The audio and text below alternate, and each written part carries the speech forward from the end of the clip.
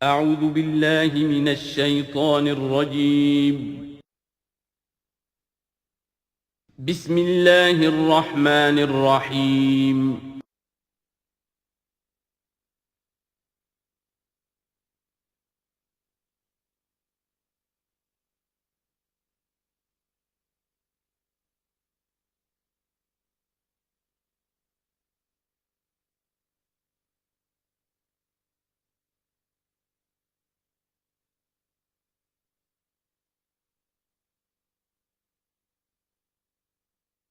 الحمد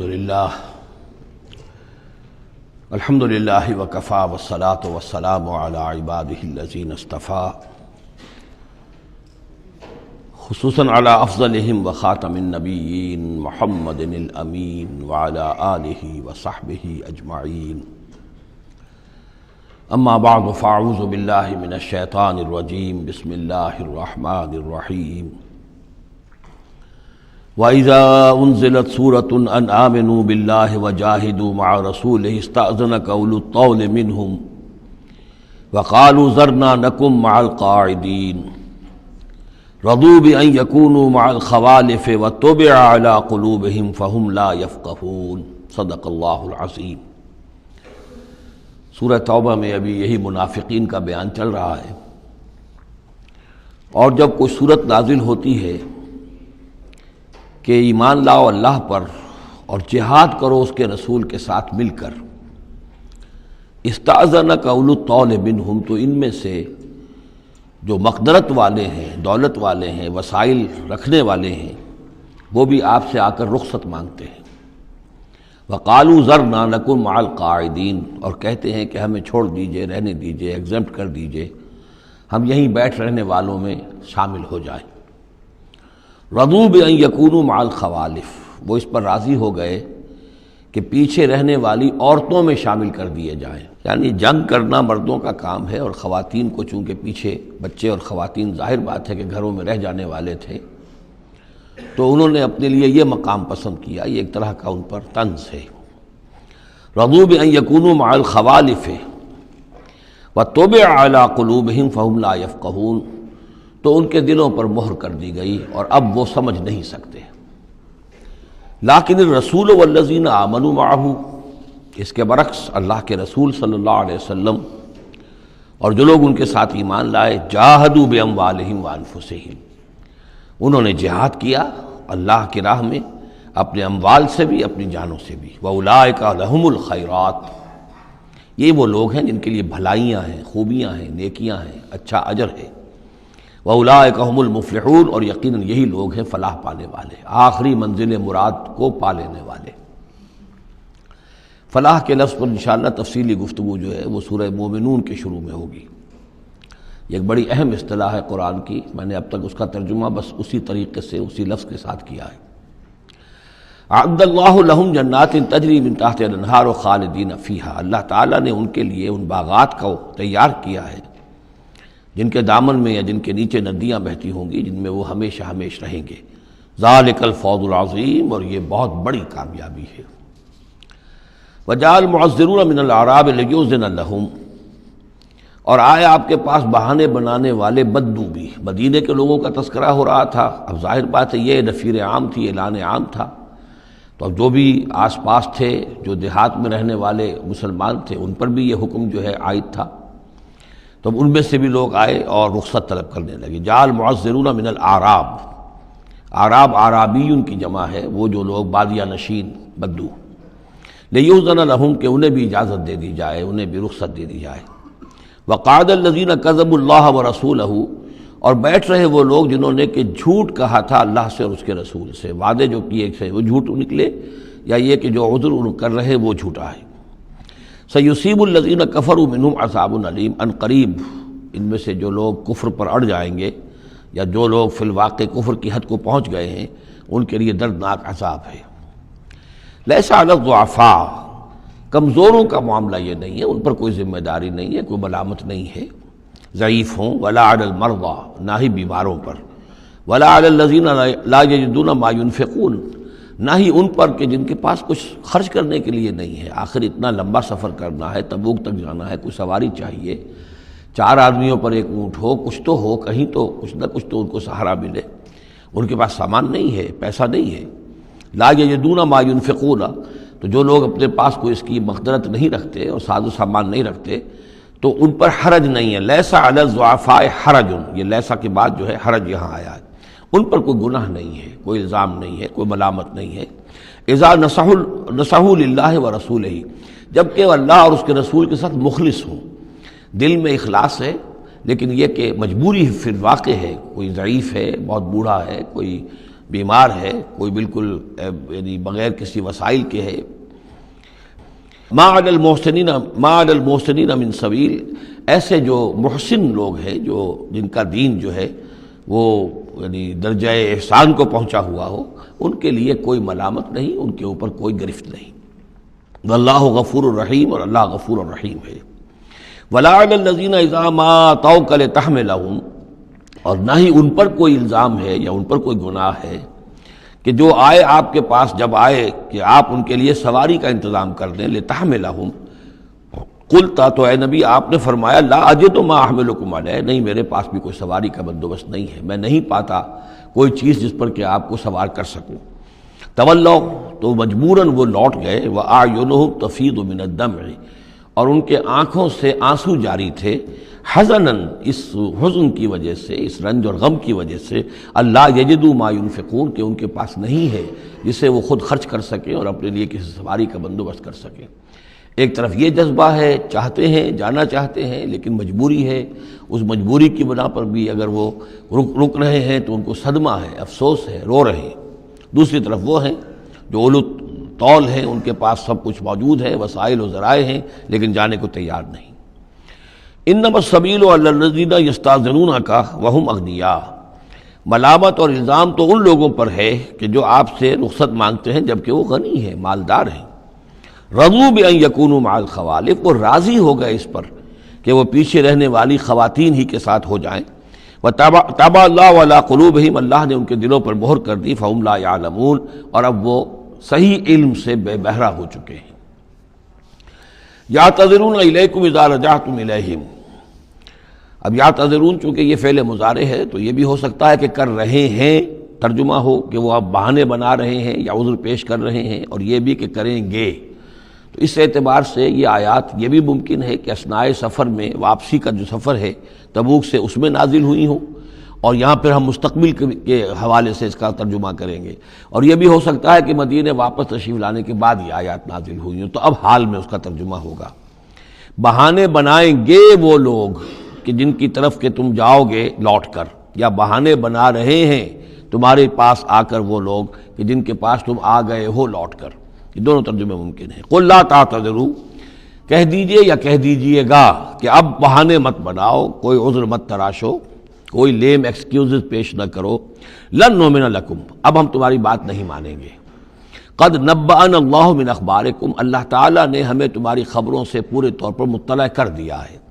پہلے تو معاملہ یہ تھا تبوک پر جانے سے قبل حضور کا معاملہ کہ وہ اپنی شرافت اور اپنی مروت کے اندر جس نے آ کر جو بات کہی تسلیم کر لی۔ اب چونکہ اس دوران میں یہ ساری آیات اتر چکی ہیں اور اللہ تعالیٰ نے جو کچھ ان کے اندر تھا چھپا ہوا وہ بھی کھول کر بیان کر دیا ہے، تو کہہ دیا گیا کہ اب آپ ڈنکے کی چوٹ کہہ دیجئے، لن نؤمن لکم، اب ہم تمہاری بات نہیں مانیں گے۔ قد نبأنا اللہ من اخبارکم، اللہ تعالیٰ نے تمہاری اخبار پر، تمہاری خبروں پر، تمہاری کیفیات پر ہمیں مطلع کر دیا ہے۔ وَسَيَرَ اللَّهُ عَمَلَكُمْ وَرَسُولُهُ، اب عنقریب مستقبل میں اللہ تعالیٰ تمہارے عمل کو دیکھے گا اور اس کا رسول بھی دیکھیں گے صلی اللہ علیہ وسلم، یعنی آئندہ اب تمہارا کیا ایٹیچیوڈ رہتا ہے۔ ثُمَّ تُرَدُّونَ إِلَىٰ عَالِمِ الْغَیْبِ وَالشَّہَادَةِ، پھر تمہیں لوٹا دیا جائے گا اس ہستی کی طرف جو کھلے اور چھپے کی جاننے والی ہے۔ فَيُنَبِّئُكُم بِمَا كُنتُمْ تَعْمَلُونَ، تو پھر وہ تمہیں جتلا دے گا جو کچھ کہ تم کرتے رہے تھے۔ سَيَحْلِفُونَ بِاللَّهِ لَكُمْ إِذَا انقلبتم، یہ یقیناً قسمیں کھا کھا کر، حلف اٹھا کر اللہ کا کہیں گے جب کہ تم ان کی طرف لوٹ جاؤ گے یا آ گئے ہو۔ الیہم لتعرضوا عنہم، تاکہ آپ اعراض کریں، تاکہ مسلمانوں ان کو چھوڑ دیں، ان سے کوئی باس پرس نہ کریں، انہیں کوئی صدا نہ دیں، اعراض کریں۔ فاعرضوا عنہم، ٹھیک ہے ان سے اعراض کرو، ان سے آپ توجہ جو ہے پھیر لیجئے۔ انہم رجس، یقیناً یہ لوگ ناپاک ہیں۔ وماواہم جہنم، اور ان کا ٹھکانہ آگ ہے۔ جزاء بما کانوا یکسبون، بدلہ اس کا جو یہ کمائی انہوں نے کی ہے۔ یحلفون لکم لترضوا عنہم، یہ جو قسمیں کھا رہے ہیں مسلمانوں تمہارے پاس آ کر، اس لیے تاکہ تمہیں راضی کر لیں، تم ان سے راضی ہو جاؤ۔ اس لیے کہ ظاہر بات ہے کہ ایک معاشرہ تھا، مدینے میں رہتے تھے، ان کے بھائی بند تھے، ان کے دوست تھے، احباب تھے، اوس اور خزرج کے اندر رشتہ داریاں تھیں، تو اب بالکل آؤٹ کاسٹ ہو جانا معاشرے میں، تو ظاہر بات ہے کہ وہ پھر کوشش کرتے تھے کہ سارے مسلمان ہم سے بدظن نہ ہو جائیں، سب لوگ جو ہیں بدگمان ہو جائیں، تو ہم تو آؤٹ کاسٹ ہو جائیں گے، گویا کہ معاشرے میں اچھوت ہو جائیں گے۔ تو وہ آ کے لوگوں سے ملاقاتیں کر کر کے پھر ان کو بتاتے تھے کہ نہیں، ہمارا تو یہ عذر تھا، یہ مجبوری تھی، ہماری نیتوں پر شک نہ کرو۔ یحلفون لکم لترضوا عنہم، اے مسلمانوں یہ تمہارے سامنے قسمیں کھا کھا کر اپنے خلوص کا جو اطمینان تمہیں کرانا چاہ رہے ہیں، وہ اس لیے کہ تم ان سے راضی ہو جاؤ۔ فَإِن تَرْضَوْا عَنْهُمْ فَإِنَّ اللَّهَ لَا يَرْضَىٰ عَنِ الْقَوْمِ الْفَاسِقِينَ، تو اگر تم ان سے راضی ہو بھی گئے تو اللہ تعالیٰ ان نافرمانوں سے راضی ہونے والا نہیں ہے۔ الاعراب اشد کفرا ونفاقا، بدو لوگ جو ہیں دیہاتی بادیہ نشین، وہ کفر اور نفاق میں اور بھی زیادہ سخت ہیں۔ وَأَجْدَرُ أَن لَّا يَعْلَمُوا حُدُودَ مَا أَنزَلَ اللَّهُ عَلَيْهِ عَلَىٰ رَسُولِهِ، اور زیادہ لائق ہیں اس کے کہ ناواقف ہوں اس چیز کی حدود سے اور اس چیز کی تفاصیل سے کہ جو اللہ تعالیٰ نے اپنے رسول پر نازل فرمائی۔ یعنی مدینے والے تو پھر بھی حضور کی صحبت سے فیض یاب ہوتے ہیں، مختلف مواقع پر انہیں تعلیم کا سلسلہ حاصل ہے، جمعے کے خطبے ہوتے ہیں، حضور کا نصیحت کا معاملہ چلتا رہتا ہے۔ تو ظاہر بات ہے کہ جو لوگ ان چیزوں سے بھی محروم ہیں، بادیہ نشین ہیں، شاذ کبھی کوئی آیا مدینے میں تو حضور سے کی صحبت سے فیض یاب ہو گیا، لہذا فطری طور پر، معقول اور منطقی طور پر کفر اور شرک، کفر اور نفاق ان میں جو ہے وہ شدید تر ہے۔ واللہ علیم الحکیم، اور اللہ تعالیٰ سب کچھ جاننے والا اور کمال حکمت والا ہے۔ ومن الاعراب، اور ان بدوؤں میں سے وہ بھی ہیں، من یتخذ ما ينفق مغرما، کہ جو کچھ انہیں خرچ کرنا پڑتا ہے اسے وہ تاوان سمجھتے ہیں، یعنی زکوٰۃ ہے، عشر ہے، جو بھی اب ان کے اوپر عائد ہو گیا ہے، جو محصولات ہیں اسلامی نظام کے، اب یہ چونکہ ان کو دینے پڑ رہے ہیں، پہلے تو کوئی نظام ایسا تھا نہیں، تو یہ ان کو ایسے محسوس کرتے جیسے کوئی تاوان ہو۔ وَيَتَرَبَّصُ بِكُمُ الدَّوَائِرَ، اور وہ منتظر ہیں کہ کوئی گردش زمانہ آئے اور یہ جو حکومت قائم ہوئی ہے مدینے میں، جس کی وجہ سے ہمیں یہ سب کچھ کرنا پڑ رہا ہے، کوئی اس کے اندر تبدیلی پیدا ہو جائے، وہ حکومت ختم ہو جائے۔ علیہم دائرۃ السوء، اصل میں بری گردش خود ان کے اوپر مسلط ہے، یعنی جو منافقت ہے جو ان کے دلوں کے اندر، وہ ہے اصل برائی کے جو ان پر مسلط ہے۔ واللہ سمیع علیم، اور اللہ سب کچھ سننے والا اور جاننے والا ہے۔ ومن الاعراب من یؤمن باللہ والیوم الآخر، اور اعراب سب کے سب ویسے نہیں ہیں، بلکہ ان میں سے ایسے بھی ہیں، من الاعراب، انہی بدوؤں میں وہ بھی ہیں، من یؤمن باللہ والیوم الآخر، جو ایمان رکھتے ہیں اللہ پر، یوم آخر پر، ویتخذ ما ینفق، اور جو چیز بھی وہ خرچ کرتے ہیں اللہ کی راہ میں اس کو سمجھتے ہیں قربات عند اللہ، کہ اللہ تعالیٰ کے قرب کا ذریعہ ہوگا، تقرب الی اللہ کا ذریعہ بن جائے گا، ہمارا یہ صدقہ، ہمارا یہ خیرات، ہمارا یہ دین کے لیے انفاق جو ہے یہ اللہ تعالیٰ سے ہمیں قرب عطا کرے گا۔ وصلوات الرسول، اور رسول صلی اللہ علیہ وسلم کی طرف سے عنایتیں ہوں گی اور ان کی دعائیں ہمارے شامل حال ہو جائیں گی۔ گویا کہ صاحب ایمان بھی تھے ان بدوؤں میں، سب کے سب منافق ہی نہیں تھے۔ الا انہا قربۃ لہم، آگاہ ہو جاؤ، ہاں ان کا یہ انفاق اللہ کی راہ میں خرچ کرنا یقیناً ان کے لیے باعث تقرب ہے اللہ کے لیے، اللہ کے نزدیک۔ سیدخلہم اللہ فی رحمتہ، ان قریب اللہ تعالیٰ انہیں اپنی رحمت میں داخل کرے گا۔ ان اللہ غفور الرحیم، یقیناً اللہ تعالیٰ معاف فرمانے والا، رحم فرمانے والا ہے۔ اب جو مضمون آ رہا ہے 13ویں رکوع میں، اس میں کیٹیگرائز کیا جا رہا ہے کہ اہل ایمان جو تھے اس وقت، یا یوں سمجھیے کہ جو مسلمان تھے ان میں کیا حفظ مراتب کا معاملہ کیا تھا۔ ظاہر بات ہے کہ تمام اہل ایمان ایک درجے کے تو نہیں تھے، خدا پنج انگشت یکساں نہ کرد، نہ ہر زن زنستو، نہ ہر مرد مرد، نہ تمام مومن ایک جیسے تھے، نہ تمام منافق ایک جیسے تھے، نہ تمام کمزور لوگ ایک جیسے تھے۔ تو یہ بھی بڑی یوں سمجھیے کہ حکمت قرآنی کا ایک اہم موضوع ہے، اس لیے کہ آئندہ بھی جب بھی کبھی کسی مسلمان معاشرے میں کوئی دینی تحریک اٹھے گی، ظاہر بات ہے جیسا کہ میں نے عرض کیا ہے انسانی فطرت میں تو کوئی تبدیلی نہیں ہوئی ہے، اسی طرح کے صورتحال پیش آئے گی، تو اس کی پہچان کے لیے لوگوں کے درمیان درجہ بندی کا ایک فہم اور تفقع حاصل کرنے کے لیے یہ آیات جو ہیں یہ بہت ہی اہم ہیں۔ والسابقون الاولون من المہاجرین والانصار، اور پہل سبقت کرنے والے مہاجرین میں سے اور انصار میں سے، والذین اتبعوہم بإحسان، اور وہ لوگ جنہوں نے ان کی پیروی کی بھلائی کے ساتھ، نیکی کے ساتھ، رضی اللہ عنہم ورضوا عنہ، اللہ ان سے راضی ہو گیا اور وہ اس سے راضی ہو گئے، وعد لہم جنات تجری تحتها الانہار خالدین فیہا ابدا، ان کے نیچے ندیاں بہتی ہوں گی، اللہ نے وہ باغات تیار کر دیے ہیں ان کے لیے جن کے نیچے ندیاں بہتی ہوں گی، اس میں وہ ہمیشہ ہمیشہ رہیں گے، ذالک الفوز العظیم، یہی ہے بہت بڑی کامیابی۔ اب یہ ٹاپ کی ہیں، دو درجے ہیں، دو مراتب ہیں۔ جیسے ایک مرتبہ ہم دیکھ چکے سورہ نساء میں انبیاء، صدیقین، شہداء، صالحین، یہ گویا کہ ایک خاص اعتبار سے، اب اس کی تفاصیل میں جانے کا یہ موقع نہیں ہے، یہ مختلف اعتبارات سے درجہ بندی ہوتی ہے۔ ایک یہ درجہ بندی ہمارے سامنے آ رہی ہے کہ ٹاپ کے دو جو ہیں ان کے لیے الفاظ آئیں السابقون الاولون اور والذین اتبعوہم بإحسان، یہ وہ لوگ ہیں نیک سرشت اور جن کی فطرتیں سلیمہ اور جن کی عقل سلیم تھی، لیکن ان میں بھی دو درجے تھے۔ ایک درجہ وہ تھا کہ جن میں اتنی ہمت بھی ہوتی ہے کہ جیسے ہی حق سامنے آئے فوراً قبول کر لیں اور بالکل دائیں بائیں نہ دیکھیں کہ اس سے پھر کیا لازم آئے گا، کیا چھوڑنا پڑے گا، کیا کرنا پڑے گا، بلکہ یہ کہ بس ان کے لیے حق جو ہے وہ اتنی بڑی قیمتی شے ہے کہ اس کے مل جانے کے بعد ہر چہ بعد آباد، اب ہر جو ہونا ہے وہ ہو جائے، وہ تاخیر نہیں کرتے، دیر نہیں کرتے، ان میں ہمت ہوتی ہے۔ وہ یہ نہیں دیکھتے کہ اس پگڈنڈی پہ چلنے والے تو کوئی ہے ہی نہیں، بلکہ یہ کہ اگر پہلے ہی میں کیسے چھلانگ لگا دوں، کیسے میں چل پڑوں، کوئی مجھے آگے چلتا ہوا نظر ہی نہیں آ رہا ہے، بلکہ ان کے اندر وہ ہمت ہوتی ہے۔ یہ ایک مزاج اللہ تعالیٰ نے لوگوں کے بنائے ہیں، جیسا کہ حضور نے فرمایا الناس کالمعادن، جیسے معدنیات ہیں، اب سونے کی اور جو ہے اس کو صاف کریں گے تو سونا بنے گا، چاندی کی اور کو کتنا ہی صاف کر دیں سونا تو نہیں بنے گا، وہ چاندی ہی بنے گی۔ تانبے کی اور ہے، کتنا ہی آپ اس پر محنت کر لیں، وہ آپ اچھے سے اچھا تانبا اس میں سے نکال لیجئے، لیکن یہ کہ ظاہر بات ہے کہ وہ سونا تو نہیں بنے گا۔ اسی طرح الناس کالمعادن، لوگوں کا معاملہ بھی یہ ہے کہ ان کی بھی اللہ تعالیٰ کی طرف سے جو ان کی طبائع بنائی گئی ہیں جس طرح کی، ان کے اندر فرق و تفاوت ہے۔ تو کچھ لوگ وہ ہیں السابقون الاولون، فوراً حق کو قبول کرنا، بے خطر کود پڑنا،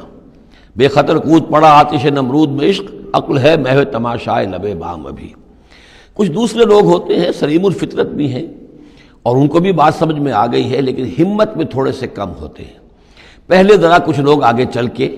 معلوم ہو جائے کہ ایک دو آدمی آگے بھی جا رہے ہیں تو آج راستہ ہوگا، یہ آخر جو چل رہے ہیں یہ لوگ، اگر انہوں نے ہمت کر لی ہے تو چلو ہم بھی ہمت کریں۔ تو والذین اتبعوہم بإحسان، جو ان کے پیچھے چلے، ان کا اتباع کیا، لیکن کیا نیک نیتی سے، اس میں کوئی خلل نہیں، کوئی فساد نہیں، وہ بات باقی ساری ٹھیک ہے، بس تھوڑی سی اس کو کہنا چاہیے کہ جس کو ہمت کہا جائے، وہ ہمت کے اندر جو ہے ہمت مرداں، وہ اس کے اندر کوئی کمی ہے۔ لیکن ان دونوں کو بریکٹ کر لیا ہے، السابقون والسابقون الاولون من المہاجرین والانصار۔ اچھا یہ بھی نوٹ کر لیجئے کہ انصار تو ایمان لائیں 10-11 سال کے بعد۔ اب ظاہر بات ہے کہ متبعین بإحسان جو مہاجرین کے ہیں وہ زمانی اعتبار سے انصار سے پہلے ایمان لائے ہیں، لیکن مزاج کا معاملہ ہوتا ہے۔ انصار میں سے بھی بعض وہ تھے فوری طور پر انہوں نے قبول کیا اور اسی طرح کیا، یکسو ہو گئے، ہر چہ بعد آباد ماں کشتی درآب انداختے۔ تو یہ مزاج کی بات ہے، اس کا زمانے سے تعلق نہیں ہے، یہ مزاج کی بات ہے۔ کسی بھی وقت اور آئندہ بھی ہمیشہ ایسا رہے گا، کچھ لوگ ایسے ہوں گے کہ جو حق کو قبول کرتے ہیں اور پھر قطعاً نہیں پرواہ کرتے،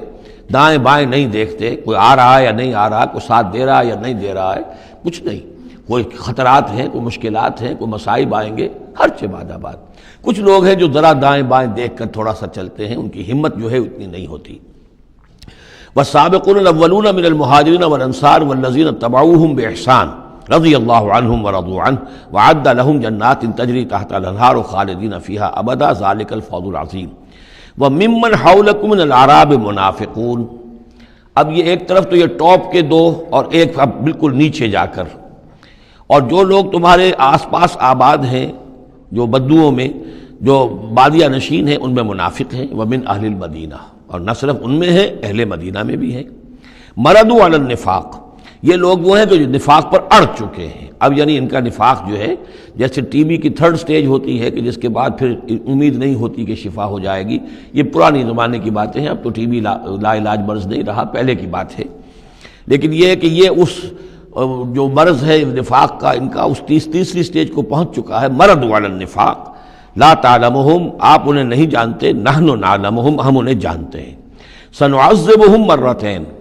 ہم انہیں بار بار عذاب دیں گے۔ ان کے لیے تو عذاب روز کھڑا تھا، روز مطالبہ آتا تھا نکلو اللہ کی راہ میں، روز جھوٹ بولنا، روز قسمیں کھانی، روز کسی نہ کسی طریقے سے بہانے بنانا، ان کی زندگی ضیق میں تھی، یہ نہیں تھا کہ وہ اس طریقے سے آرام سے تھے۔ ثم یردون الی عذاب عظیم اور پھر ان کو لوٹا دیا جائے گا ایک بہت بڑے عذاب کی طرف، وہ آخرت کا عذاب ہے۔ اس کے بعد اب درمیان میں پھر دو کیٹیگریز آ رہی ہیں، وہ لوگ کہ جو کچھ نیمے درو نیمے برو ہیں، منافق نہیں ہیں لیکن ہمت کی بہت کمی ہے، کچھ چلنا چاہتے بھی ہیں، کچھ نہیں چل پاتے ہیں، کچھ چلتے ہیں لیکن کبھی کبھی کسی سے غلطی بھی ہو جاتی ہے، کوئی ہمت بھی کرتے ہیں لیکن کبھی کوئی غلبہ ہو جاتا ہے، کوئی کسل ہو جاتا ہے، کوئی سستی طاری ہو جاتی ہے۔ اب ان کی کیٹیگری آ رہی ہے، لیکن ان کو بھی دو حصوں میں تقسیم کریں گے۔ وآخرون اعترفوا بذنوبہم اور کچھ لوگ اور ہیں جو اپنے گناہوں کا اعتراف کرتے رہتے ہیں، اپنی کوتاہیوں کا، جھوٹ نہیں بولتے، جھوٹا بہانہ نہیں بناتے، جھوٹی قسم نہیں کھاتے، ہم سے خطا ہو گئی، ہم سے غلطی ہو گئی، واقعتاً ہم سے کوتاہی ہوئی ہے، واقعتاً ہم اپنے اہل و عیال کے اندر مصروف ہو کر اور اپنے فرائض کی ادا کرنے میں کوتاہی کا ثبوت دیتے رہے ہیں۔ یہ اعتراف، جب تک اعتراف ہوگا نفاق نہیں شمار ہوگا۔ جہاں جھوٹا بہانہ آنا شروع ہوا وہ نفاق ہے، اور جہاں جھوٹی قسم آ گئی وہ نفاق کی دوسری سٹیج ہے،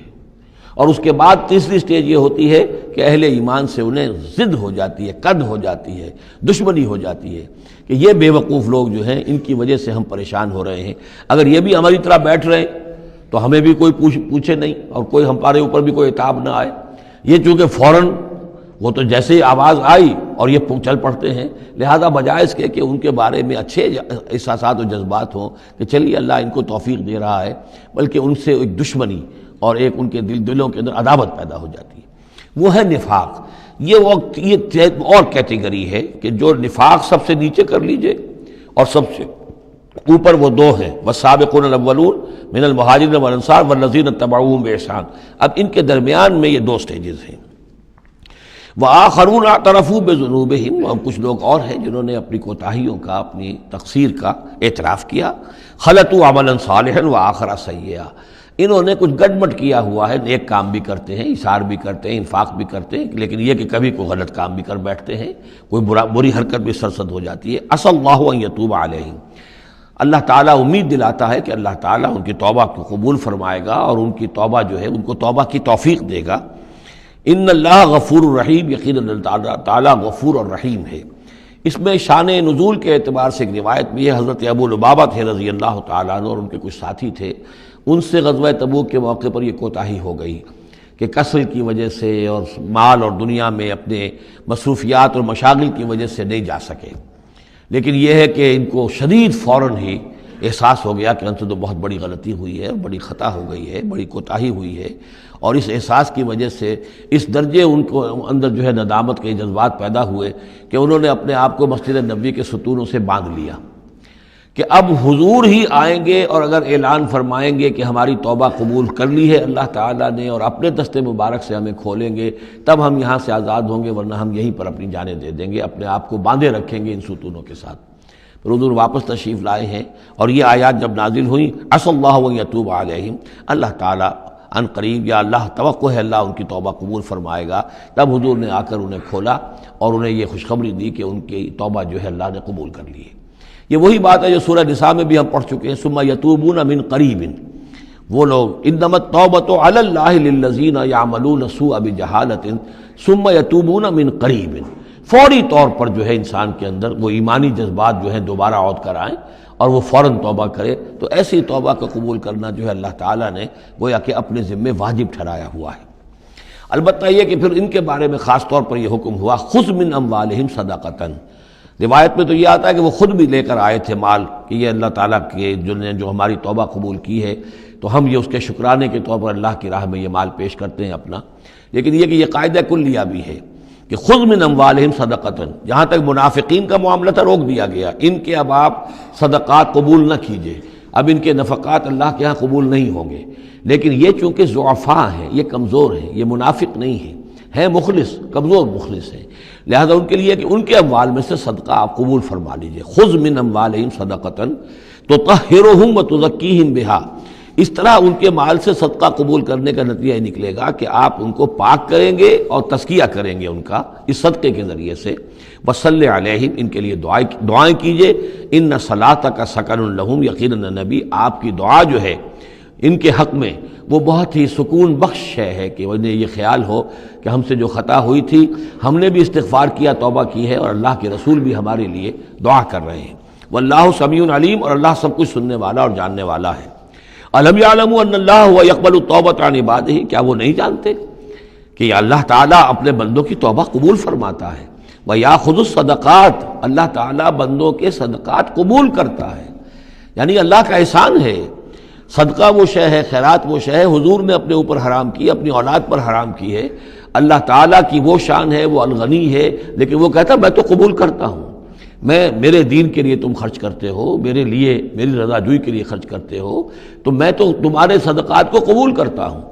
فرمایا کہ الم یعلموا ان اللہ هو يقبل التوبۃ عن عبادہ ویأخذ الصدقات، وہ صدقات قبول فرما لیتا ہے. وان اللہ هو التواب الرحیم، اور وہ تو بہت ہی توبہ کا قبول فرمانے والا اور بہت رحم فرمانے والا ہے. وقل اعملوا، لیکن ساتھ ہی آپ ان کو وہی جو کمزور لوگ تھے کہہ دیجئے، یہ بھی کہہ دیجئے اعملوا، اب دیکھو عمل کرو، اب محنت کرو، اثر نو کمر کسو، پہلے سے بڑھ کر اب سرفروشی اور جاں فشانی ہونی چاہیے. فَسَيَرَى اللَّهُ عَمَلَكُمْ وَرَسُولُهُ، تو آئندہ اللہ بھی اور اس کے رسول بھی تمہارے عمل کو دیکھیں گے، تمہارا رویہ کیا رہتا ہے، تم نے کتنی اصلاح کی ہے، دوبارہ تو نہیں پھر تمہارا قدم پھسل رہا ہے. والمومنون، اور اہل ایمان بھی دیکھیں گے. وَسَتُرَدُّونَ إِلَىٰ عَالِمِ الْغَيْبِ وَالشَّهَادَةِ، اور پھر وہ وقت آ جائے گا جب تمہیں لوٹا دیا جائے گا اس کی طرف کہ جو کھلے اور چھپے سب چیز کا جاننے والا ہے. فَيُنَبِّئُكُم بِمَا كُنتُمْ تَعْمَلُونَ، اور پھر وہ تمہیں بتا دے گا جو کچھ کہ تم کرتے رہے تھے، تمہارے سارے اعمال سامنے آئیں گے. فَمَن يَعْمَلْ مِثْقَالَ ذَرَّةٍ خَيْرًا يَرَهُ وَمَن يَعْمَلْ مِثْقَالَ ذَرَّةٍ شَرًّا يَرَهُ. اس کے بعد تو دودھ کا دودھ پانی کا پانی ہو ہی جانا ہے. وَآخَرُونَ مُرْجَوْنَ لِأَمْرِ اللَّهِ، اب یہ اس ضعفاء میں سے ایک سیکنڈ کیٹیگری ہے. یہ سیکنڈ کیٹیگری وہ ہے کہ جو اس میں 3 اصحاب ہیں، اور ان میں خاص طور پر کعب ابن مالک رضی اللہ تعالیٰ عنہ کا انصاری صحابی، ان کی طویل ترین حدیث جو ہے بخاری شریف میں آئی ہے، جنہوں نے سارا یہ واقعہ درج کیا ہے. مولانا مودودی نے تفہیم القرآن میں بھی وہ پوری نقل کی ہوئی ہے، تو اس لیے حدیث کی کتاب کا ملنا شاید آپ کے لیے مشکل ہو، لیکن یہ کہ تفہیم القرآن عام طور پر مل جاتی ہے، تو وہاں وہ واقعتاً سبق آموز ہے بہت، کہ وہ پورا معاشرہ کیا تھا، کیا تعلقات تھے حضور کے اور صحابہ کے. اب حضور سزا دے رہے تھے تو کس طور سے دے رہے تھے، جن کو سزا دی جا رہی تھی ان کے احساسات کیا تھے، معاشرے میں جو لوگ تھے ان جن کو سزا دی گئی تھی ان کے جو رشتہ دار تھے، یہاں تک کہ ان کی بیویاں، ان کا کیا طرز عمل تھا. تو یہ ایک جو اسلامی معاشرہ ہونا چاہیے صحیح معنی میں، اور جماعتی زندگی، دینی جماعتی زندگی جس پر ہونی چاہیے، اس کی بہترین تصویر ہے کہ جو اس طویل حدیث میں آئی ہے. یہ 3 حضرات ایسے تھے کہ جن کے ساتھ معاملہ وہی ہوا کہ یہ بھی کوئی ڈھیل دیتے رہے، اچھا چلیں گے، کل چلے جائیں گے. حضرت کعب ابن مالک فرماتے ہیں کہ میں ان دنوں بہت ہی صحت مند بھی تھا، میرے پاس مال بھی بہت تھا، میرے پاس جو اونٹنی تھی وہ بھی بہت تگڑی تھی، اور میں نے کہا چند دن اور حضور تو چلیں گے 30,000 کا لشکر لے کر، تو ظاہر بات ہے رفتار جو ہے کم ہوگی، تم ابھی اور گھر میں ٹھنڈی چھاؤں جو ہے گھر کی اور اپنے باغ کی اور اپنے جو ہے آرام کر لو، پھر تیزی کے ساتھ دوڑتے ہوئے جا کے حضور سے مل جانا. اب شیطان جو ہے اسی طریقے سے تعویق کراتا ہے، تاخیر کراتا ہے، تاکہ یہ کہ پھر ہوتے ہوتے اچانک ایک دن محسوس ہوا کہ اب تو چاہے میں کتنا ہی تیز دوڑوں میں حضور سے نہیں مل سکتا، بس وہ ہاتھ پاؤں ڈھیلے پڑ گئے. لیکن یہ کہ اس کے بعد بھی جب حضور صلی اللہ علیہ وسلم تشریف لائے ہیں اس وقت تک بھی انہوں نے خود کوئی اقدام نہیں کیا اپنی توبہ کا، بلکہ یہ کہ حضور نے جب بلا کے لوگوں سے باز پرس کرنی شروع کی ہے، تو جو منافق آتے تھے وہ قسمیں کھا جاتے تھے، حضور کسی کی بات مان لیتے تھے، جو بھی تھی بات. جب ان کی باری آئی تو حضور مسکرائے. حضور کو معلوم تھا کہ یہ ظاہر بات ہے کہ کعب ابن مالک جو ہے منافقین میں سے نہیں ہے. فرمائیے آپ کا مسئلہ کیا ہوا تھا؟ انہوں نے صاف کہہ دیا کہ حضور یہ لوگ جو جھوٹی قسمیں کھا کھا کر بچ گئے ہیں آپ کے ہاں سے، مجھے بھی اللہ نے زبان دی ہے، میں بھی بہت سے جھوٹی باتیں بھی کہہ سکتا ہوں، لیکن صحیح بات یہ کہ کوئی عذر نہیں ہے میرے پاس. میں جتنا ان دنوں صحت مند تھا اتنا کبھی صحت مند نہیں تھا، جتنا ان دنوں غنی تھا اتنا کبھی غنی نہیں تھا، میرے پاس کوئی عذر نہیں ہے سوائے اس کے کہ شیطان مجھے ورغلاتا رہا. تو حضور کو نے پھر ان کو، اور ان کے ساتھ 2 اور ساتھی تھے، ایسے 3 کا معاملہ یہ تھا، تو انہیں ایک سزا دی گئی، اور سزا مقاطعے کی تھی، سوشل بائیکاٹ، کوئی ان سے بات نہ کرے. وہ ان کے اوپر 50 دن جو گزرے ہیں، گھر میں ان کی بیوی ان سے بات کرنے کو تیار نہیں ہے. پوچھا گیا کہ میں بیوی یہاں پر میں رکھوں یا نہ رکھوں. بیوی نے آ کر کہا بوڑھے آدمی ہیں, کوئی ان کی خدمت کرنے والا نہیں ہے کہ رہ سکتی ہو, لیکن شاید انہوں نے بعد میں اپنی بیوی کو بھی بھیج دیا تھا, اس لیے کہ کسی کے پاس جاتے تھے کہ اللہ کے بندے تمہیں تو معلوم ہے کہ میں منافق نہیں ہوں, میں مسلم ہوں, اور تم مجھ سے بات نہیں کرتے ہو. تو وہ جواب دیتے تھے مسلمان اللہ و رسولہ عالم, اللہ اور اس کے رسول کو زیادہ بہتر معلوم ہے, اور منہ موڑ کر چلے جاتے تھے. تو یہ وہاں کا معاشرہ جو ہے اس کے اندر جو نظم تھا, ضبط تھا کہ ہمارے نبی نے چونکہ انہیں سزا دی ہے لہذا اب ان سے کوئی کلام نہیں کرے گا. اسی میں وہ واقعہ بھی پیش آیا, چونکہ 50 دن کا لمبا معاملہ تھا کہ ملک غسان کا جو ہے ان کے پاس ایک آ گیا ایلچی, اور اس کا خط اس نے دیا, اور اس میں یہ لکھا ہوا تھا کہ ہمیں معلوم ہے تمہارے ساتھی تم پر بڑا ظلم کر رہے ہیں, تمہارے صاحب جو ہے یعنی حضور صلی اللہ علیہ وسلم, تم تو بڑے شریف آدمی ہو اور تم بڑے اپنی قوم کے جو ہے وہ بہت سربراہ لوگوں میں سے ہو, تم ایسے تو نہیں ہو کہ تمہیں اس طرح ذلیل کیا جائے, تم ہمارے پاس آؤ, ہم تمہیں اپنے یعنی اونچے درجے دیں گے اپنے دربار میں. تو انہوں نے کہا یہ اور مصیبت آئی, اور وہ خط لے کر پھاڑا اور تندور کے اندر پھینک دیا. ورنہ یہ کہ اگر ذرا سی بھی کوئی کمزوری ہوتی تو یہ کہ اس شیطان نے اس کمزوری کو ایکسپلائٹ کرنے کا بھی اتنا بڑا جو ہے داؤ کھیلا تھا. بہرحال ان کا ذکر ہے یہ. وآخرون مرجون لامر اللہ, اور کچھ اور ہیں کہ جن کے معاملے کو مؤخر کر دیا گیا ہے اللہ کے حکم سے. اما یعذبہم, اللہ چاہے گا تو انہیں عذاب دے گا, و اما یتوب علیہم, اور چاہے گا تو ان کو بھی توبہ کی توفیق دے گا یا ان کی توبہ قبول فرما لے گا. واللہ علیم حکیم, اور اللہ علیم اور حکیم ہے. ان کا ذکر جو ہے پھر بعد میں آئے گا, کچھ عرصے کے بعد گویا کہ وہ آیات نازل ہوئی کہ جن میں ان کی توبہ بھی بعد میں قبول ہو گئی. لیکن 50 دن کا بڑا سخت سوشل بائیکاٹ. والذین اتخذوا مسجدا ضرارا وکفرا وتفریقا بین المؤمنین وارصادا لمن حارب اللہ ورسولہ من قبل, اور وہ لوگ کہ جنہوں نے ایک مسجد بنائی ہے ضرار کے طور پر, ضدم ضدہ, ضرر سے ضرار باب مفعلہ ہے, وکفرا اور کفر کے لیے, وتفریقا بین المؤمنین اور اہل ایمان میں تفریق پیدا کرنے کے لیے, وارصادا لمن حارب اللہ ورسولہ اور ان لوگوں کو گھات فراہم کرنے کے لیے, جائے پناہ دینے کے لیے کہ جو اللہ اور اس کے رسول سے جنگ کر رہے ہوں, من قبل جو کہ اس سے پہلے سے اللہ اور اس کے رسول سے جنگ کر رہے تھے. یہ مسجد ضرار بنائی تھی منافقین نے مدینے کے اندر, اور مسجد قباء کے قریب کے علاقے ہی میں تھی یہ. اور یہ اصل میں اس کے پیچھے ایک شخص تھا ابو عامر راہب, خزرج کا یہ شخص تھا, اور یہ شخص بھی ویسے بڑا عالم شخص تھا, اور یہ عیسائی ہو گیا تھا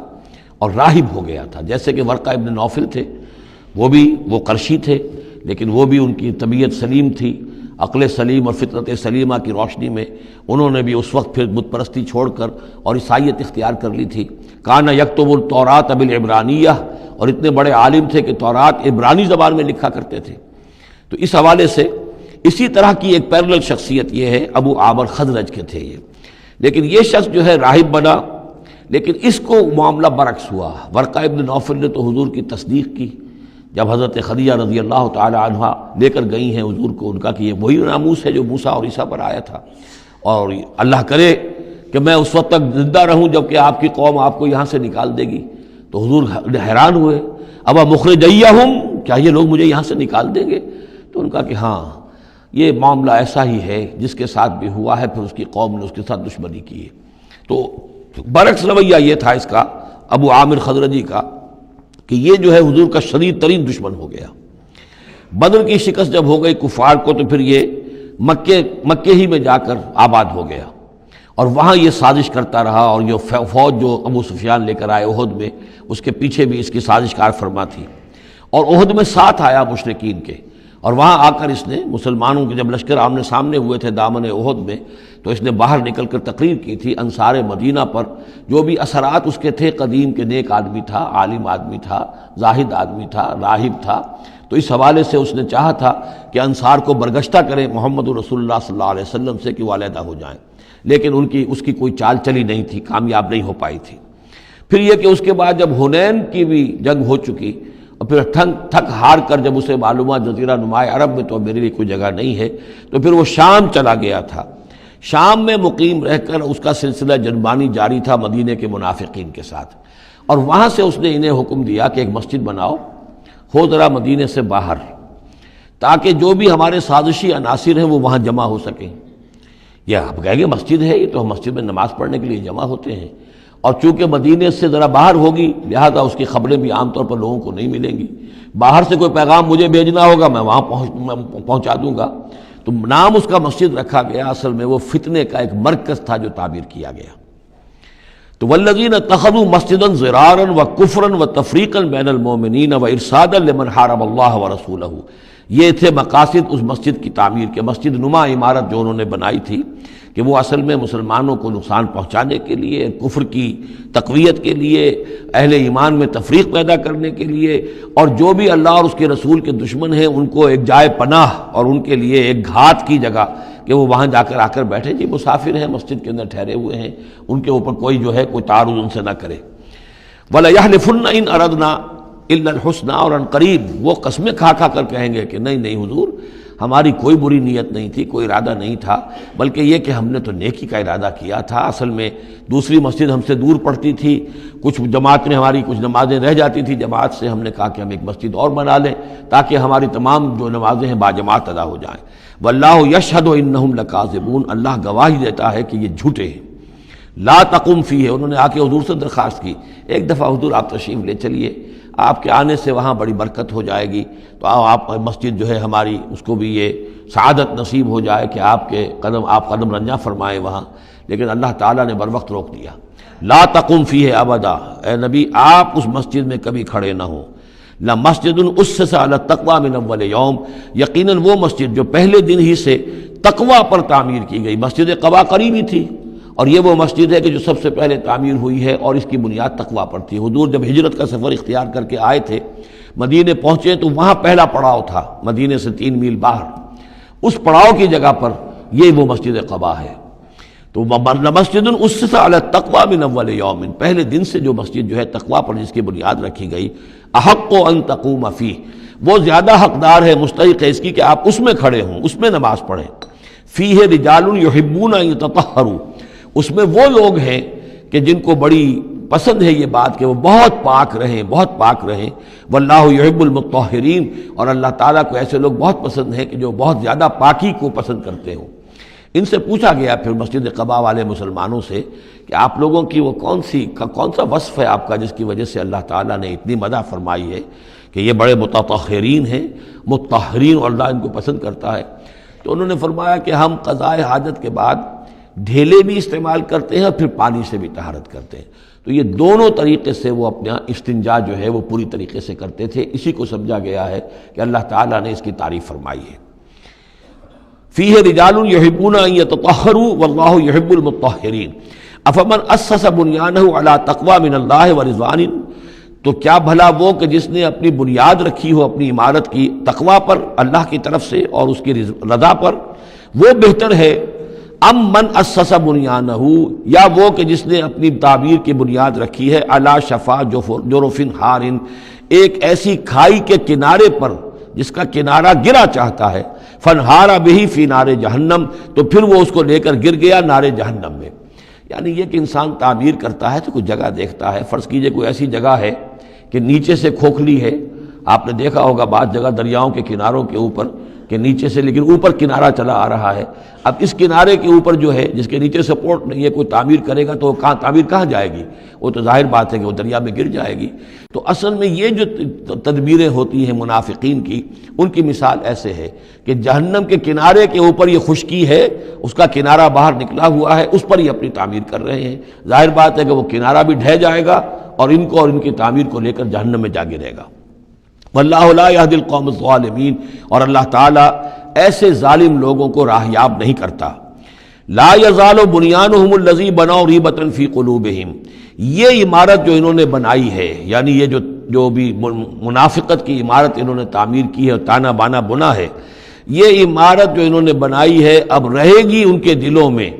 شکوک و شبہات پیدا کیے رکھے گی، الا ان تقطع قلوبہم، الا یہ کہ ان کے دل کے ٹکڑے کر دیے جائیں۔ اس کو یوں سمجھیے کہ اگر فرض کیجئے کسی کے جسم میں کینسر بہت پھیل گیا ہو تو ظاہر بات ہے آپریشن نہیں ہو سکتا، کیا کریں گے آپ؟ پورے جسم کے ٹکڑے کر دیں گے؟ وہ تو اس ٹیشو میں بھی ہے، اس ٹیشو میں بھی ہے، اس ٹیشو میں بھی ہے، وہاں بھی پہنچ گیا ہے، یہاں بھی پہنچ گیا ہے، اب ممکن نہیں۔ تو اسی طریقے سے ان کے دلوں کے اندر اس کی جڑیں اتنی گہری جا چکی ہیں منافقت کی کہ ان کے دلوں سے منافقت کی جڑیں نکل ہی نہیں سکتی الا یہ کہ دل کے ٹکڑے ٹکڑے کر دیے جائیں، دل ریشہ ریشہ کر دیا جائے تو جو آپ جڑیں نکال لیں، ورنہ اس کے بغیر ممکن نہیں ہے، یعنی اس درجے راسخ ہو چکے ہیں۔ لا يزال بنيانهم الذي بنوا ريبة في قلوبهم الا ان تقطع قلوبهم والله عليم حكيم، اللہ تعالی علیم اور حکیم ہے۔ ان اللہ اشترى من المؤمنین انفسهم واموالهم بان لهم الجنہ، یہ دو آیات پھر بہت اہم آ گئی ہیں۔ یقیناً اللہ نے خرید لی ہے اہل ایمان سے ان کی جانیں بھی اور ان کے مال بھی، اس قیمت پر کہ ان کے لیے جنت ہے۔ یقاتلون فی سبیل اللہ، یہ ہے بیع و شراء جو ایک صاحب ایمان کی اللہ کے ساتھ ہو جاتی ہے۔ ان اللہ اشترا،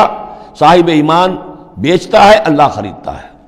ان اللہ اشترا من المؤمنین انفسهم واموالهم بان لهم الجنہ یقاتلون فی سبیل اللہ،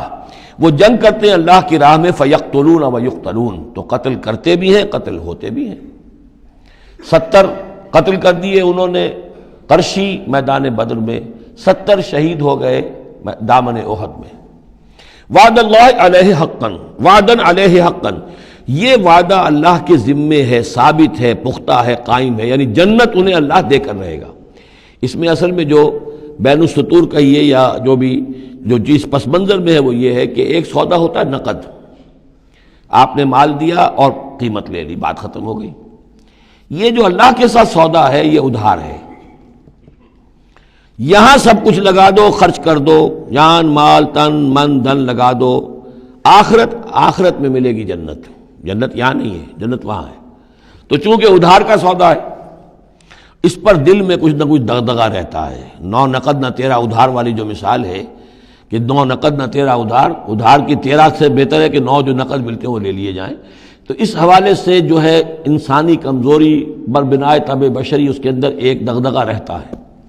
اس کو اب کس زور کے ساتھ اس کی نفی کی جا رہی۔ وعدن علیہ حقا، کوئی شک نہ کرو یہ وعدہ ہے اس کے ذمے حق ثابت، فی التوراۃ والانجیل والقرآن، اور اللہ کی طرف سے اس وعدے کی توثیق 3 دفعہ ہو چکی ہے، تورات میں ہوئی، انجیل میں ہوئی، قرآن میں ہوئی۔ ومن اوفی بعہدہ من اللہ، اور اللہ سے بڑھ کر اپنے عہد کا وفا کرنے والا کون ہوگا؟ فاستبشروا ببیعکم الذی بایعتم بہ، پس خوشیاں مناؤ، جشن مناؤ اس بیع پر جو تم نے کی ہے۔ اب یہاں ایک لفظ اور آ گیا، بایعتم بہ، آپس میں جو سودا کیا ہے۔ مبایعت باب مفاعلہ، باع یبیع بیچنا، یہ ثلاثی مجرد ہے، اور یہ جو ہے بیعت بنتی ہے بایع یبایع، آپس میں کوئی سودا کر لینا۔ تو فاستبشروا ببیعکم الذی بایعتم بہ، بس خوشیاں مناؤ اس بیع پر جس کا سودا تم نے اپنے اللہ سے کیا ہے۔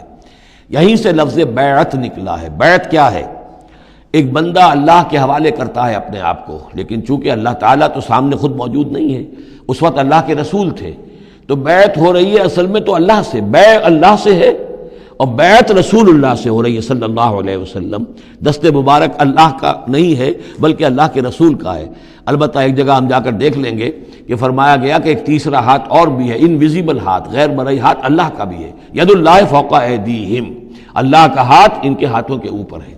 تو یہ بیع ہے، یہ سودا ہے، یہ ایمان کا لازمی تقاضا ہے۔ ان اللہ اشترى من المؤمنین انفسهم واموالهم بان لهم الجنہ یقاتلون فی سبیل اللہ فیقتلون ویقتلون وعدا علیہ حقا فی التوراۃ والانجیل والقرآن ومن اوفی بعہدہ من اللہ فاستبشروا ببیعکم الذی بایعتم بہ وذلک هو الفوز العظیم، اور یہی ہے بہت بڑی کامیابی۔ اللہ تعالی ہم میں سے ہر ایک کو یہ توفیق دے کہ اللہ کے ساتھ یہ بیع و شراء ہم کریں، اللہ کے ساتھ سودا کریں اور اللہ تعالیٰ کے ہاتھ اپنی جانیں اور مال بیچ دیں۔ اب اس کا جو ظہور ہوگا انسانی شخصیت میں وہ کیا ہے؟ یہ آیت بھی بڑی ہی گمبھیر اور بڑی جامع آیت ہے، بہت جامع آیت ہے۔ اس میں 9 الفاظ آئے ہیں، التائبون العابدون الحامدون السائحون الراکعون الساجدون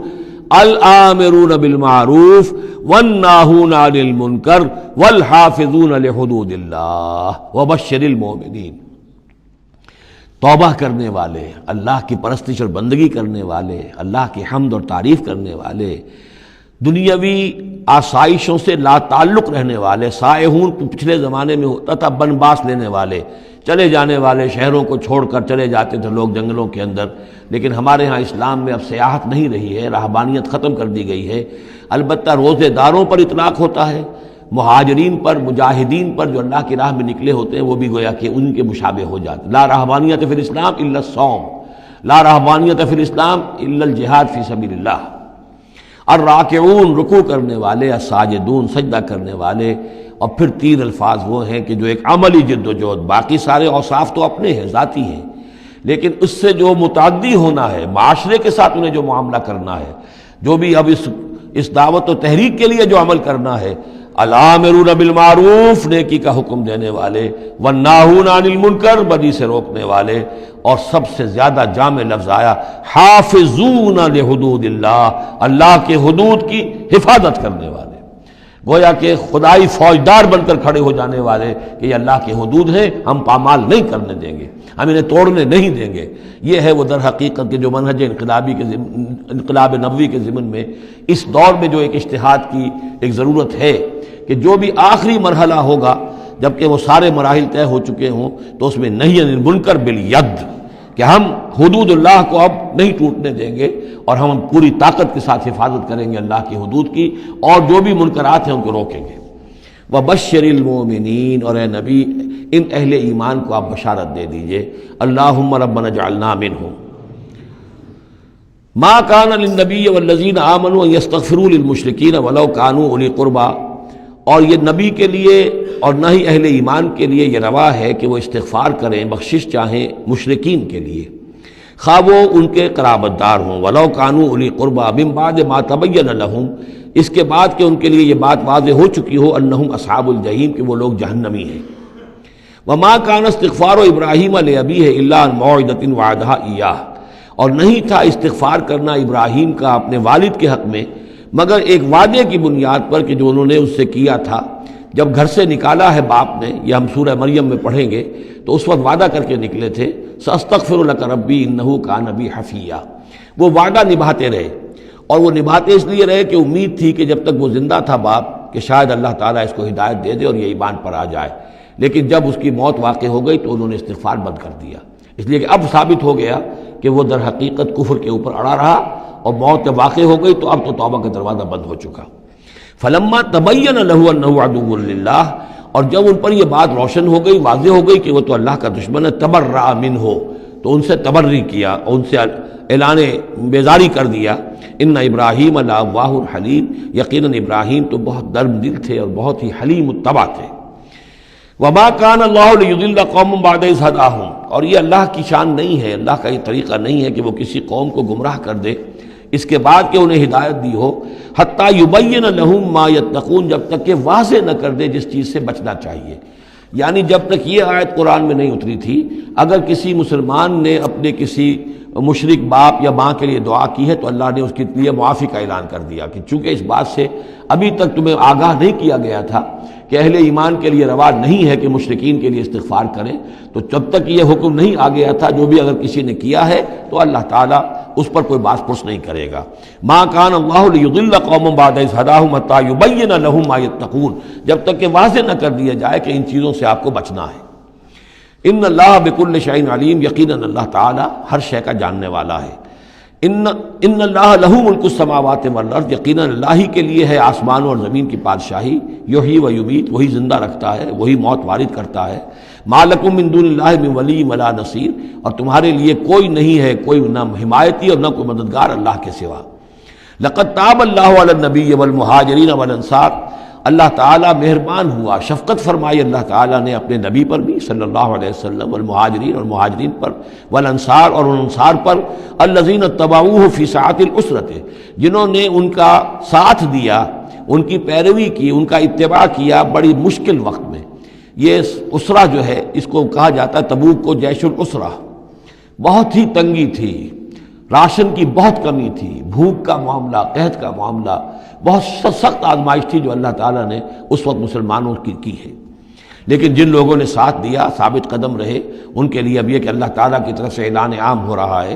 لقد تاب اللہ علی النبی والمہاجرین والانصار الذین اتبعوہ فی ساعۃ العسرۃ من بعد ما کاد یزیغ قلوب فریق منہم، اس کے بعد کہ ان میں سے ایک گروہ کے دل میں کچھ کجی آنے بھی لگی تھی، پر بنائے طبع بشری کہیں نہ کہیں کچھ نہ کچھ کمزوری، جیسے کہ غزوہ احد میں بھی بنو حارثہ اور بنو سلمہ کے بارے میں عارضی طور پر تھوڑی سی کمزوری آ گئی تھی، ثم تاب علیہم، پھر اللہ تعالیٰ نے ان پر توجہ فرمائی، عنایت فرمائی، انہ بہم رؤوف الرحیم،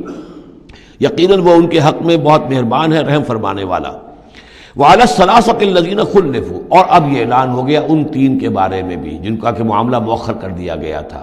اور وہ تین کعب ابن مالک اور ان کے ساتھ اور بھی ہلال ابن امیہ اور مرارہ ابن ربیع رضی اللہ تعالیٰ عنہم اجمعین، یہ تین صحابہ تھے انصاری۔ وعلی الثلاثۃ الذین خلفوا، اور ان لوگوں پر بھی وہ جو تین کہ جن کا معاملہ ذرا پیچھے ڈال دیا گیا تھا، مؤخر کر دیا گیا تھا، ان پر بھی اللہ نے توبہ فرمائی، یعنی اللہ نے توبہ قبول فرمائی۔ حتیٰ اذا ضاقت علیہم الارض بما رحبت، یہاں تک کہ جب زمین ان پر اپنی تمام کشادگی کے باوجود تنگ پڑ گئی، وضاقت علیہم انفسہم، اور ان پر اپنی جانیں جو ہے بھاری ہو گئیں، وظنوا ان لا ملجا من اللہ الا الیہ، اور انہیں یقین ہو گیا کہ اللہ تعالیٰ سے بچ کر جا کر کوئی اور پناہ گاہ ہے ہی نہیں سوائے اس کے کہ اسی کی جناب میں آ کر پناہ لی جائے۔ لا ملجا من اللہ الا الیہ، جیسے یہ کہ کوئی بچے کو اگر ماں مارتی ہے تو بچہ پھر لپکتا ہے ماں کی طرف، لپٹتا ہے ماں سے، جائے کہاں؟ ظاہر بات ہے کہ مار رہی ہے ماں، لیکن وہ پھر لپٹ رہا ہے ماں کے ساتھ۔ اسی طرح لا ملجا من اللہ الا الیہ، اللہ تعالیٰ کی طرف سے اگر کوئی سختی بھی آئے، سزا بھی آئے، تو آخر بھاگے جائیں کہاں؟ اللہ ہی کی جناب میں پھر پناہ لینی ہے۔ نہ کہیں جہاں میں کما ملی جو اما ملی تو کہاں ملی میرے جرم خانہ خراب کو تیرے عفو بندہ نواز میں۔ ثم تاب علیہم لیتوبوا، تو اللہ تعالیٰ نے ان کی توبہ قبول فرمائی تاکہ وہ بھی دوبارہ متوجہ ہو جائیں اور اپنی جو بھی کمزوریاں تھیں ان کو رفع کریں۔ ان اللہ هو التواب الرحیم، یقیناً اللہ تعالیٰ تواب ہے اور رحیم ہے۔ یا ایھا الذین آمنوا اتقوا اللہ وکونوا مع الصادقین، اہل ایمان اللہ کا تقوی اختیار کرو اور دیکھو صادقین کی جماعت کے ساتھ جڑے رہو۔ یہ جڑے رہنا جو ہے یہ ہے در حقیقت کسی جماعتی زندگی کے اندر، جیسا کہ ہم نے اس سے پہلے پڑھا تھا سورہ انعام میں، لہم اصحاب یدعونہ الی الہدی ائتنا،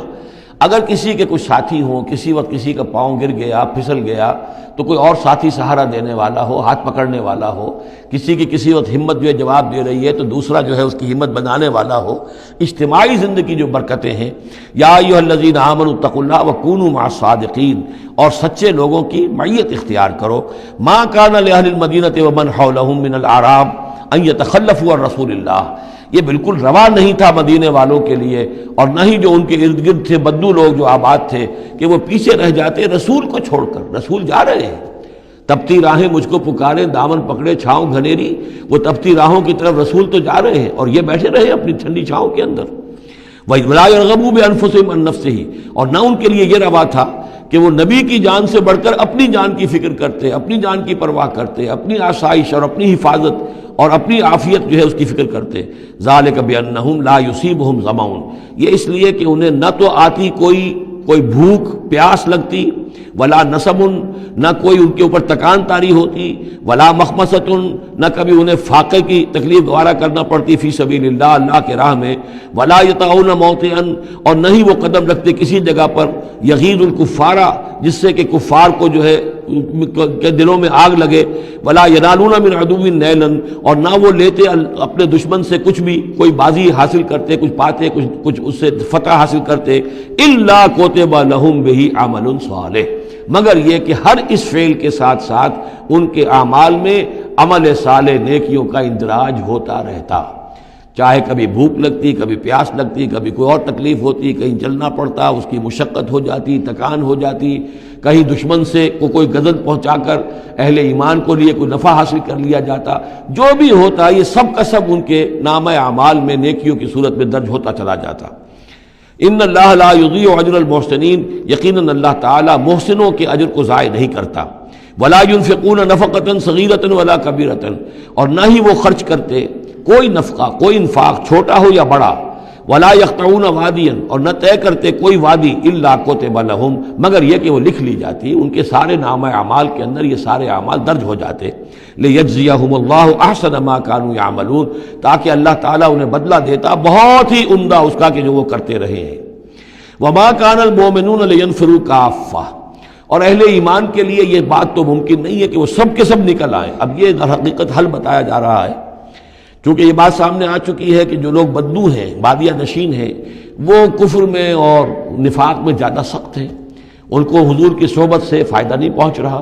استفادہ نہیں کر پاتے۔ اب کیا کیا جائے، اس کا حل کیا ہو؟ یہ تو ممکن نہیں ہے کہ سارے بادیہ نشین آئیں اور مدینے میں آباد ہو جائیں۔ ما کان المؤمنون لینفروا کافہ، سب کے سب اپنے اپنے علاقوں کو چھوڑیں اور آ جائیں مدینے میں، تو اب کیا شکل ہوگی؟ فلولا نفر من کل فرقۃ طائفۃ منہم طائفۃ، تو کیوں نہ نکلے ہر ایک جماعت میں سے ایک گروہ، ایک حصہ، لیتفقہوا فی الدین، وہ آئیں حضور کی خدمت میں رہیں، تفقہ فی الدین حاصل کریں، دین کا فہم، دین کی سمجھ حاصل کریں، وَلَيُنذِرُوا قَوْمَهُمْ إِذَا رَجَعُوا إِلَيْهِمْ، اور پھر جب جائیں اپنی قوم کی طرف واپس تو اپنی قوم کو بھی خبردار کریں، لَعَلَّهُمْ يَحْذَرُونَ، تاکہ وہ بھی بچیں۔ یعنی یہ ایک ہدایت کر دی گئی کہ اب تمام لوگ جو ہیں اس طریقے سے نظام بنایا جائے کہ لوگ آیا کریں گروہ در گروہ، اور یہاں مدینے میں حضور کے پاس قیام کریں، ان کی تربیت ہو، تعلیم ہو، ان کو سمجھایا جائے، سکھایا جائے، پڑھایا جائے، پھر وہ جائیں اور اپنے اپنے علاقوں میں جا کے لوگوں کے اندر اسی تعلیم کو عام کریں۔ یا ایھا الذین آمنوا قاتلوا الذین یلونکم من الکفار، اہل ایمان جنگ کرو ان کافروں سے جو تمہارے ساتھ ملحق ہیں۔ اصل میں یہ چونکہ اب حضور صلی اللہ علیہ وسلم کی جو دعوت کا بین الاقوامی یا عالمی یا آفاقی دور ہے، اس کا آغاز ہو چکا ہے، اب اس کو بڑھنا ہے، تو یہاں حکم دیا جا رہا ہے اب جو دارالاسلام کی سرحد یہاں ہے تو جو کافر یہاں بستے ہیں ان سے قتال کرو، پھر وہ سرحد آگے چلی جائے گی تو اگلوں کے ساتھ قتال کرو۔ یہ قتال جاری رہنا ہے تاں آ کے پوری دنیا پر اللہ کا دین غالب ہو جائے۔ جیسے کہ وہ قتال جاری رہا، قاتلوہم حتی لا تکون فتنۃ ویکون الدین کلہ للہ، جیسے جزیرہ نما عرب کی حد تک قتال کے جاری رکھنے کا حکم تھا کہ جب تک جزیرہ نما عرب سے کفر اور شرک کا خاتمہ نہیں ہو جاتا اور اللہ کا دین وہاں غالب نہیں ہو جاتا، یہ جنگ جاری رہے گی۔ اب معاملہ یہ ہے کہ حضور صرف عرب کے لیے نہیں بھیجے گئے تھے بلکہ پوری دنیا کے لیے، لہذا اب اس کے لیے یہ اعلان عام ہے، چارٹر ہے، اسی پر عمل کرتے ہوئے فوجیں نکلی ہیں۔ ورنہ جیسا کہ میں نے کئی مرتبہ عرض کیا ہے، ایرانیوں نے تو کہا بھی تھا کہ ہمارے اوپر کیوں تم چڑھ کر آ گئے ہو، یہ اللہ کا حکم ہے۔ یا ایھا الذین آمنوا قاتلوا الذین یلونکم من الکفار ولیجدوا فیکم غلظہ، اور چاہیے کہ وہ تمہارے اندر سختی محسوس کریں، نرمی نہ پائیں، سختی محسوس کریں۔ وَاعْلَمُوا أَنَّ اللَّهَ مَعَ الْمُتَّقِينَ، اور جان لو کہ اللہ تعالیٰ متقیوں کے ساتھ ہے۔ وَإِذَا مَا أُنزِلَتْ سُورَةٌ فَمِنْهُم مَّن يَقُولُ أَيُّكُمْ زَادَتْهُ هَٰذِهِ ایمانا، اور جب کوئی صورت نازل ہوتی ہے تو وہ کہتے ہیں آپس میں، پھر منافقین کا تذکرہ ہو رہا ہے، بھائی کس کے ایمان میں اضافہ ہو گیا اس صورت سے، استہزاء کے انداز میں، کیونکہ یہ بات کہی گئی ہے جب وہ آیات سنتے ہیں اللہ کی تو ان کے ایمان میں اضافہ ہوتا ہے، تو اب وہ تبصر کرتے تھے۔ وَإِذَا نَزَلَتْ سُورَةٌ أُنزِلَتْ سُورَةٌ، جب کوئی صورت نازل کی جاتی ہے، فَمِنْهُمْ، تو ان میں سے وہ لوگ بھی ہیں جو کہتے ہیں مَن يَقُولُ أَيُّكُمْ زَادَتْهُ هَٰذِهِ ایمانا، اس صورت کے آنے سے تم میں سے کس کس کے ایمان میں اضافہ ہو گیا۔ فَأَمَّا الَّذِينَ آمَنُوا فَزَادَتْهُمْ ایمانا، تو واقعتاً جو ایمان والے ہیں ان کے ایمان میں یقیناً اضافہ ہوا ہے۔ وَهُمْ يَسْتَبْشِرُونَ، اور وہ خوش ہوتے ہیں، خوشیاں مناتے ہیں، اللہ نے مزید آیات اتاری ہیں، اللہ نے ہمارے ایمان کو اور جلا بخشی ہے۔ وَأَمَّا الَّذِينَ فِي قُلُوبِهِم مَرَضٌ، رہ گئے وہ لوگ کہ جن کے دلوں میں روگ ہے، فَزَادَتْهُمْ رِجْسًا إِلَىٰ رِجْسِهِمْ، تو ان کے جو گندگی پہلے سے ہے ان آیات کے نزول کے بعد بھی ان کی گندگی ہی میں اضافہ ہوتا ہے۔ وَمَاتُوا وَهُمْ كَافِرُونَ، اور وہ مرتے ہیں اسی حال میں کہ وہ کافر ہوتے ہیں۔ اولا يرون انهم يفتنون في كل عام مرة او مرتين، کیا یہ منافق دیکھتے نہیں ہیں کہ ہر سال ان کو آزمایا جا رہا ہے، ایک بار یا دو بار، کوئی نہ کوئی مرحلہ آ جاتا ہے، ہر سال کوئی قتال کا مرحلہ آ گیا، کوئی اور آزمائش آ گئی۔ ثم لا يتوبون ولا هم يذكرون، اس کے باوجود نہ یہ توبہ کرتے ہیں اور نہ ہی نصیحت اخذ کرتے ہیں۔ وَإِذَا مَا أُنزِلَتْ سُورَةٌ نَظَرَ بَعْضُهُمْ إِلَىٰ بَعْضٍ، اور جب کوئی صورت نہیں اترتی ہے جس میں قتال کا ذکر بھی ہو جائے تو پھر وہ ایک دوسرے کو دیکھتے ہیں، نظر بعضهم الى بعض، کنکھیوں سے، آنکھوں میں اشارے کرتے ہیں، هل يراكم من احد، تمہیں کوئی دیکھ تو نہیں رہا؟ ثم انصرفوا، پھر وہ وہاں سے کھسک جاتے ہیں۔ صرف اللہ قلوبہم، اصل میں اللہ تعالیٰ نے ان کے دلوں کو پھیر دیا ہے، بأنہم قوم لا یفقہون، اس لیے کہ ان کے دل تفقہ سے خالی ہیں۔ اب یہ جو دو آیتیں ہیں یہ قرآن مجید کی عظیم ترین آیات میں سے ہیں۔ لقد جاءکم رسول من انفسکم، لوگوں دیکھو آ گیا ہے تمہارے پاس ہمارا رسول صلی اللہ علیہ وسلم، تم ہی میں سے ہے، انسان ہے، بنی نوع بشر میں سے ہے، عزیز علیہ ما عنتم، اور مسلمانوں جو تم پر کوئی بات مشکل کی ہوتی ہے وہ ان پر بھی بڑی بھاری گزرتی ہے، حریص علیکم، تمہارے حق میں بہت حریص ہیں، سارے خیر، ساری خوبیاں، ساری بھلائیاں اللہ تمہیں دے دے، بالمومنین رؤوف الرحیم، اور اہل ایمان کے حق میں وہ شفیق بھی ہیں، رحیم ہیں، مہربان ہیں۔ فَإِن تَوَلَّوْا، پھر بھی اگر وہ منہ پھیر لیں، فقل، تو اے نبی کہہ دیجئے، حسبی اللہ، میرے لیے اللہ کافی ہے، لا الہ الا ہو، اس کے سوا کوئی معبود نہیں، علیہ توکل، تو میں نے اس پر توکل کیا ہے، وہو رب العرش العظیم، اور وہ بہت بڑے عرش کا رب ہے، وہ عرش جو اس کا ہمارے تصور کے اندر آ ہی نہیں سکتا، رب العرش العظیم، بڑے عرش والا مالک ہے۔ بارک اللہ لی ولکم فی القرآن العظیم ونفعنی وإیاکم بالآیات والذکر الحکیم۔